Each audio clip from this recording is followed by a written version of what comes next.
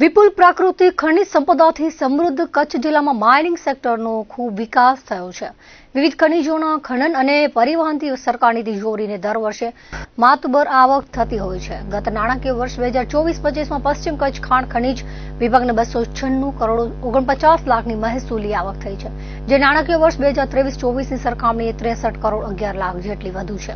આ અંગે વિગત આપતા પશ્ચિમ કચ્છ ખાણ ખનિજ અધિકારી દેવેન્દ્ર વારિયાએ જણાવ્યું હતું કે ગત નાણાકીય વર્ષ 2024-25માં પશ્ચિમ કચ્છ ખાણ ખનિજ વિભાગને 299 કરોડનું લક્ષ્યાંક અપાયું હતું.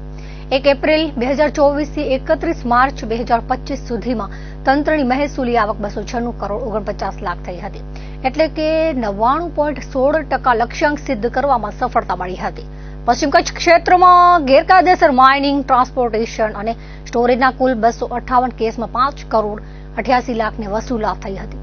ગત નાણાકીય વર્ષમાં ગેરકાયદેસર ખનનના 78 કેસમાં 2 કરોડ 57 લાખની વસૂલાત થઈ હતી. ગેરકાયદે પરિવહનના 167 કેસ થયા હતા, જેના પેટે 50 કરોડની વસૂલાત કરાઈ હતી, જ્યારે સંગ્રહના કુલ 13 કેસો પેટે 80,91,000ની આવક થઈ હોવાનું તેમણે ઉમેર્યું હતું. ખાણ ખનિજમાં કચ્છ પશ્ચિમ જિલ્લામાં ગત વર્ષ 23-24માં કુલ 233 કરોડની આવક થયેલ છે.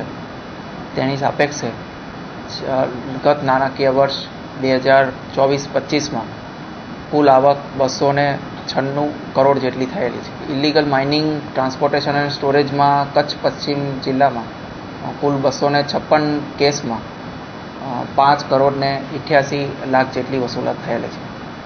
ટોટલ ખનનના કેસ 78 થયેલા છે, વાહનના કેસ 167 અને સંગ્રહના કેસ ટોટલ 13 કેસ થયેલા છે, એટલે ટોટલ 258 કેસ થયેલા છે. આ વખતે લક્ષ્યાંક અમારી પાસે 299 કરોડ હતો, જે પૈકી અમે 296 કરોડ અને 49 લાખ જેટલી કુલ વસૂલાત થયેલી છે, એટલે અરાઉન્ડ 99% જેટલું અચીવમેન્ટ છે.